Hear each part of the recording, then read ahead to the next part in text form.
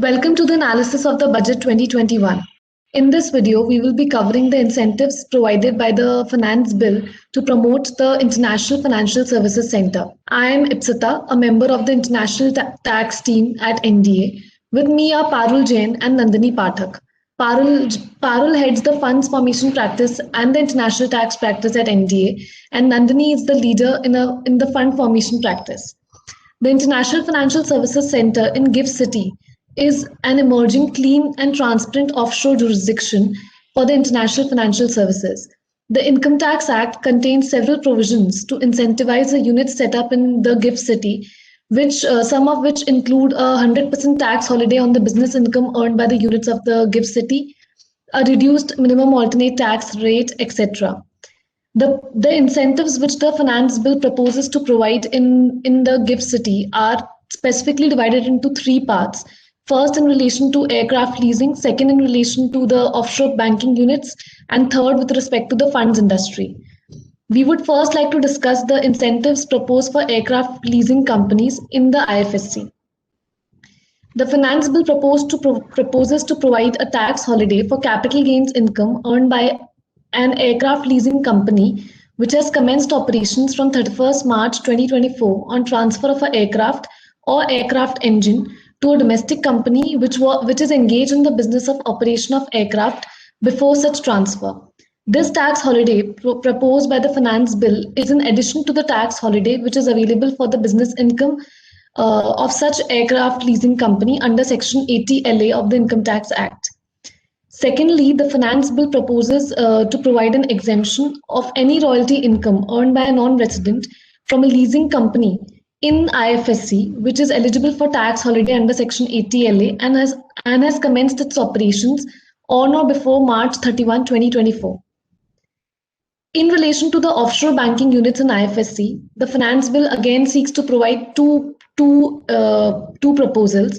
First exemption is in relation to all income accrued or arising to or received by the investment division of the offshore banking unit established in the IFSC.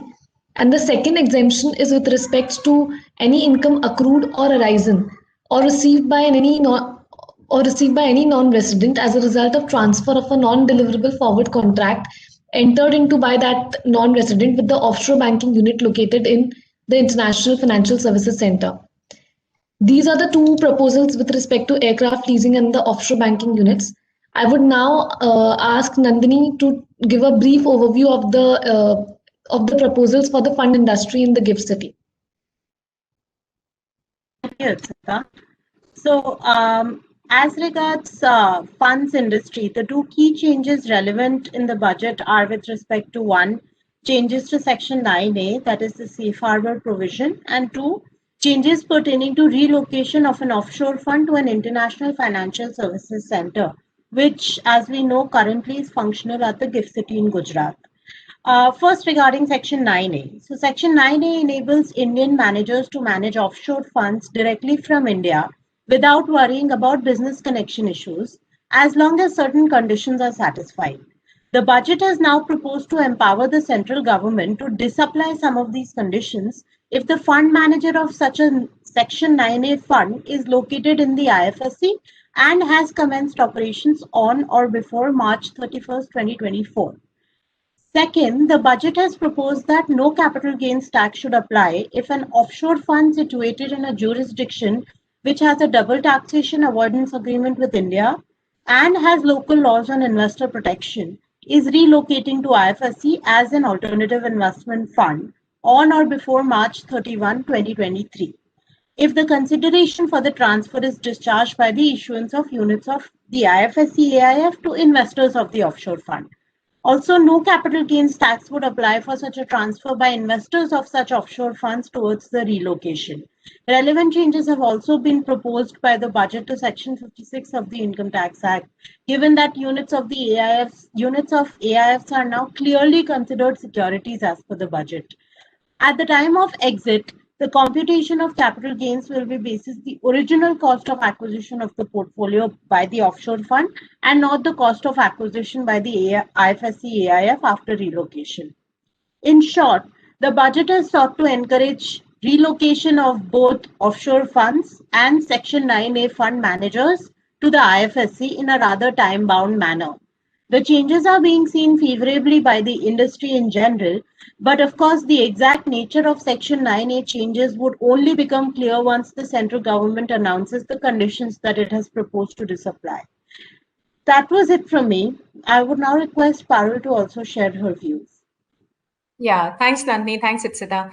I think it's very heartening to see how the government is promoting GIFT City, and we've seen a slew of changes with respect to the GIFT City regime, whether these are from a regulatory perspective and now from a tax perspective. The government is doing its bit to enhance the image of GIFT City, which is anyway very high from a reputation standpoint at the global pedestal.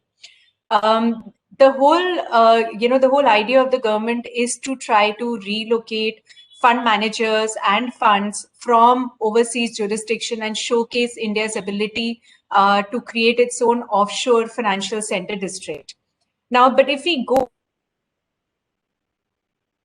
we mean Section 9A, it's a safe harbor, like Nandini talked about. It's a safe harbor whereby if a fund manager is managing an offshore fund from India, then the offshore fund should not be regarded as having a permanent establishment in India. This safe harbor has anyway not been used quite a lot because of the onerous conditions attached. So specifically for GIFT City, these conditions are sought to be done away with. Of course, like Nandini mentioned, we'll have to wait and watch and see what exactly is the exemption criteria that gets laid out. But in any case, now that offshore funds are paying full taxes in India, the extent of utilization of this provision is not really known. Secondly, this may not really work for GIFT City funds because GIFT City AIFs are anyway tax residents in India and they're taxed on a look-through basis qua the investors.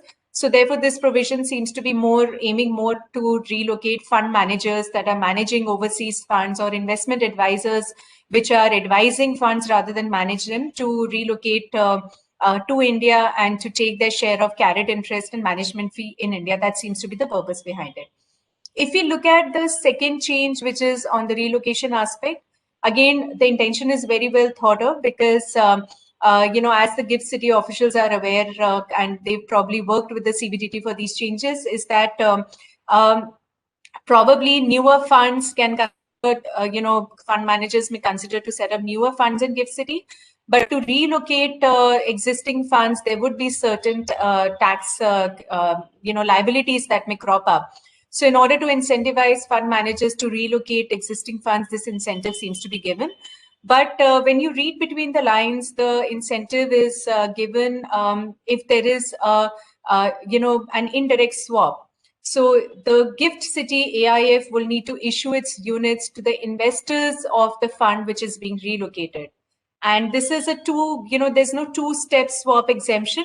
So we don't really know how it's really going to work, when you look at the local laws of the jurisdiction and whether the local laws, of the jurisdiction where the fund has originally been set up would permit a two-step swap, or whether first the units will need to be issued to the original fund, which would then distribute the units to the investors.